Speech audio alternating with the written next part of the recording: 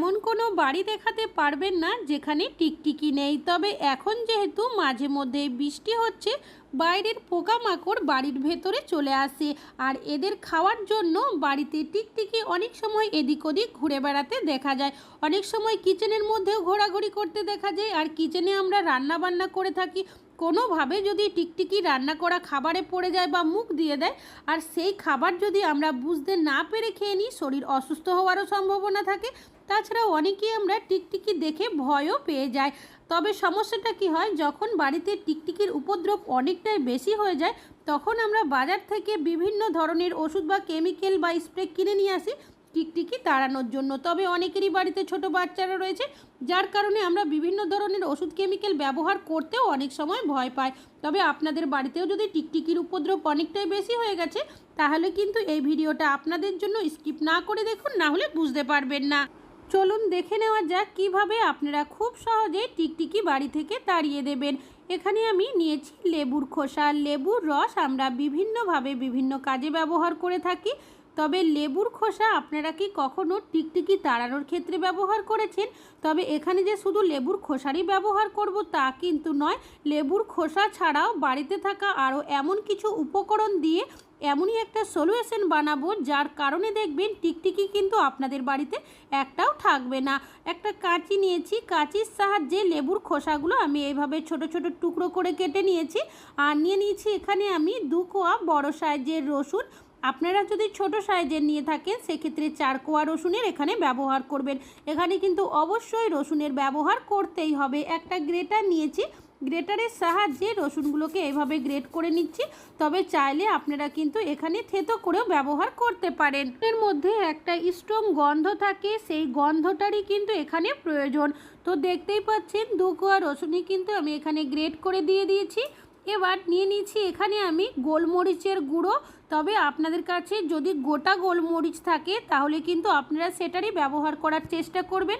আমার কাছে যেহেতু ছিল না, তাই এখানে গুঁড়ো গোলমরিচই আমি কিছুটা পরিমাণের দিয়ে দেব। দিয়েছি এখানে কিছুটা পরিমাণের বেকিং সোডা, এটা কিন্তু বেকিং পাউডার নয়। তারপর খুব ভালো করে সব উপকরণের সাথে আমি মিশিয়ে নেব। তো দেখতেই পাচ্ছেন খুব ভালো করে কিন্তু এটা মিশিয়ে নেওয়া হয়ে গেছে। এবার এই পাত্রটাকে সাইডে আমি সরিয়ে রাখবো। আর নিয়ে নিচ্ছি এখানে একটা পাত্র। এমন পাত্র নেবেন যেটা কিনা কোনো খাবার কাজে ব্যবহার করেন না। এখানে দিয়ে দিচ্ছি বেশ কিছুটা পরিমাণের নর্মাল জল। এবার যে মিশ্রণটা বানিয়ে রেখেছি সেটা এর মধ্যে দিয়ে দেব। এবার এই পাত্রটাকে আমি গ্যাসের মধ্যে বসিয়ে দেব। গ্যাসের ফ্লেমটাকে মিডিয়ামে রেখে এটাকে আমি ফুটতে দেব। যখন এটা ফুটতে শুরু করবে, তখন কি করবে, নিয়ে নেবেন একটা ন্যাপথলিন। ন্যাপথলিন যে কোনো পোকামাকড় দূর করতে খুব ভালো সাহায্য করে, সেটা কিন্তু আমরা প্রত্যেকে গুঁড়ো করে আমি এর মধ্যে দিয়ে দিয়েছি। আর দেওয়ার সাথে সাথেই কিন্তু এইভাবে করে মিশিয়ে নিতে হবে, না হলে কিন্তু ভালোভাবে মেশানো যাবে না। তো দেখতেই পাচ্ছেন এটা কিন্তু খুব ভালোভাবে মিশিয়ে নিয়েছি। এবার গ্যাসের ফ্লেমটাকে মিডিয়ামে রেখে এটাকে খুব ভালো করে 1 মিনিট ফুটিয়ে নেব, যাতে করে জলের সাথে সব উপকরণগুলো খুব ভালোভাবে মিশে যায়। তো 1 মিনিট এটাকে ভালো করে ফুটিয়ে নিয়েছি। এবার গ্যাসের ফ্লেমটাকে বন্ধ করে রেখে দেব, যাতে করে এই মিশ্রণটা একটু ঠান্ডা হয়ে যায়। দেখতেই পাচ্ছেন এই মিশ্রণটা কিন্তু এখন অনেকটাই ঠান্ডা হয়ে গেছে, আর এখান থেকে কিন্তু একটা স্ট্রং গন্ধ আসতে শুরু করেছে। এবার নিয়ে নিয়েছি এখানে একটা কন্টেনার আর একটা পুরনো ছাঁকনি, সেটার সাহায্যে মিশ্রণটাকে আমি ছেঁকে নিয়েছি। এবার এর মধ্যে আরও একটা উপকরণ দিতে হবে। এখানে দিয়ে দেব আমি সামান্য পরিমাণের ডেটল। আপনাদের কাছে ডেটল না থাকলে স্যাভলনেরও ব্যবহার করতে পারেন। তাছাড়াও যদি ডেটল স্যাভলন না থাকে, সেক্ষেত্রে আপনারা ডেটল অথবা স্যাভলন সাবানও কিন্তু গ্রেট করে এখানে দিতে পারেন। ডেটল দেওয়ার পর এই সলিউশনটা কিন্তু আরও বেশি পাওয়ারফুল হয়ে গেছে, আর এই গন্ধটা এতটাই উগ্র হয়ে গেছে, এটা মানুষ সহ্য করে নিলেও কোনো পোকা মাকড় টিকটিকি কোনো কিছুই কিন্তু সহ্য করতে পারে না। এখানে কিছুটা তুলো নিয়েছি, তুলোটা এইভাবে করে ছোট ছোট টুকরো করে এই সলিউশনের মধ্যে আমি ডিপ করে দিচ্ছি। এইভাবে চাইলে আপনারা 1 থেকে 2 মিনিট রেখেও দিতে পারেন। তারপর এই সলিউশন থেকে এইভাবে করে তুলোগুলো একটু চেপে চেপে আমি তুলে নিচ্ছি।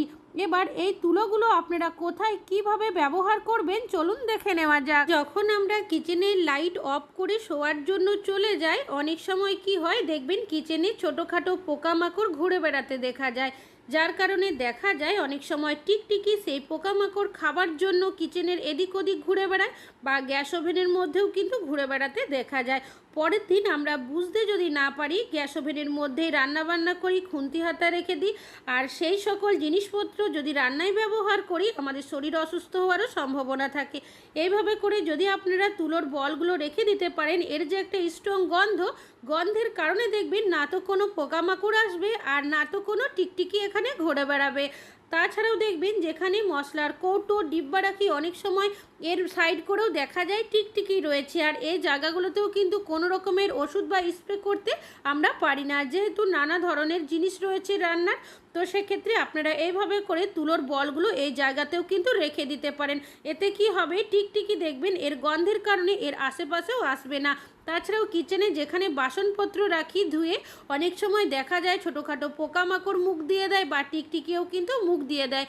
সেই বাসন যদি না ধুয়ে ব্যবহার করি সেক্ষেত্রেও কিন্তু শরীর অসুস্থ হওয়ার সম্ভাবনা অনেকটাই থাকে। তো এই সাইড করে যদি আপনারা তুলোর বলগুলো রেখে দিতে পারেন, এর যে একটা স্ট্রং গন্ধ থাকে, গন্ধের কারণে এর আশেপাশেও দেখবেন কোনো পোকামাকড় বা টিকটিকি কিন্তু আসবে না। এই যে সলিউশনটা সাইডে রেখেছিলাম সেটা নিয়েছি, এটা আপনারা কিভাবে ব্যবহার করবেন নিয়ে নিয়েছি এখানে একটা স্প্রে বোতলের মধ্যে আমি এই সলিউশনটাকে ভরে নিচ্ছি।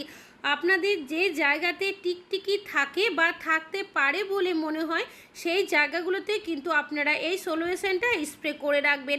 দেখবেন আমাদের যেখানে ফ্রিজ থাকে, আলমারি থাকে, তার পিছনের সাইডে অনেক সময় টিকটিকিরা লুকিয়ে থাকে। তো দেখতেই পাচ্ছেন ফ্রিজের পিছনের সাইডে কিন্তু এখানে টিকটিকি রয়েছে। সলিউশনটা যখন আপনারা এইভাবে স্প্রে করবেন, স্প্রে করার সাথে সাথেই দেখবেন টিকটিকি কিন্তু এখান থেকে পালিয়ে যাবে। এই সলিউশনটা এতটাই স্ট্রং। আমাদের টিউব লাইট বা এলইডি লাইট লাগানো থাকে, অনেক সময় পোকামাকড় চলে আসে যাদেরকে খাওয়ার জন্য টিকটিকি কিন্তু অনেক সময় ঘোরাঘুরি করতে দেখা যায়। অবশ্যই কিন্তু যেখানে টিকটিকি থাকবে এইভাবে যদি স্প্রে করে দেন, দেওয়ার সাথে সাথে দেখবেন ওরা এখান থেকে চলে যাবে। আর যদি না থাকে টিকটিকি, সেক্ষেত্রে যদি সলিউশন এইভাবে করে কিছুটা স্প্রে করে রাখা হয়, এর গন্ধের কারণে কিন্তু ওরা এখানেও আসবে না। তাছাড়াও যেখানে আমাদের ঘড়ি থাকে, ঘড়ির পিছনের সাইডেও কিন্তু অনেক সময় দেখা যায় টিকটিকি থাকে। তো এই সাইড করে কিছুটা সলিউশন অবশ্যই স্প্রে করে রাখবেন, তাহলে দেখবেন এখানেও কিন্তু আর টিকটিকি আসবে না। তাছাড়াও যেখানে আমাদের দরজা থাকে, দরজার ওপরের সাইডে অনেক সময় টিকটিকি থাকতে দেখা যায়। তো এই জায়গাগুলোতেও অবশ্যই কিছুটা সলিউশন আপনারা দিয়ে রাখবেন, তাহলে কিন্তু দেখবেন টিকটিকি কিন্তু এই জায়গাগুলোতে আপনারা দেখতে পাবেন না। তাছাড়াও অনেক সময় দরজার পিছনের সাইডেও দেখা যায় টিকটিকি রয়েছে, এখানেও কিন্তু কিছুটা সলিউশন আমি এইভাবে করে স্প্রে করে রেখে দিলাম। যেহেতু বর্ষার সময় মাঝে মধ্যে বৃষ্টি হচ্ছে, যার কারণে দেখা যায় বাইরের পোকামাকড় টিকটিকি অনেক সময় জানালার সাইড হয়ে ভেতরে চলে আসে। তো আপনারা কি করবেন, কিছুটা সলিউশন যদি জানালার সাইড করে স্প্রে করে রাখতে পারেন, এর গন্ধের কারণে না তো কোনো পোকামাকড় বাড়ির ভেতরে আসবে, না তো কোনো টিকটিকি আসবে। তাছাড়াও আমাদের যেখানে টয়লেট থাকে, টয়লেটের কোমরের পিছনের সাইডেও অনেক সময় টিকটিকি লুকিয়ে থাকতে দেখা যায়। এইভাবে করে সলিউশনটা কিন্তু অবশ্যই স্প্রে করে রাখবেন, এর গন্ধের কারণে দেখবেন টিকটিকি এখানেও থাকবে না, যদি থেকে থাকে সাথে সাথেই কিন্তু পালিয়ে যাবে। এই সলিউশনটা এতটাই স্ট্রং। তাছাড়াও কিচেনের দেওয়ালের মধ্যেও কিছুটা সলিউশন স্প্রে করে রেখে দিচ্ছি। অনেক সময় দেখা যায় টিকটিকি কিন্তু কিচেনের দেওয়ালের এদিক ওদিক ঘুরে বেড়ায়। তো এইভাবে করে আপনাদের যেখানে টিকটিকি থাকবে বলে মনে হয় অবশ্যই কিছুটা সলিউশন স্প্রে করে রাখবেন, তাহলে দেখবেন বাড়িতে কিন্তু আর একটাও টিকটিকি আপনারা দেখতে পাবেন না। অনেক সময় দেখা যায় আমাদের যেখানে গ্যাসের সিলিন্ডারটা রাখা হয় তার সাইড করে বা ওপরের সাইডে দেখা যায় টিকটিকি রয়েছে, কিছুটা সলিউশন এই জায়গাতেও আমি স্প্রে করে রেখে দিলাম। আশা করছি টিকটিকি তাড়ানোর টিপসটা আপনাদের অনেক বেশি কাজে আসবে। ভালো লাগলে লাইক করবেন। আজকে এখানেই শেষ করছি।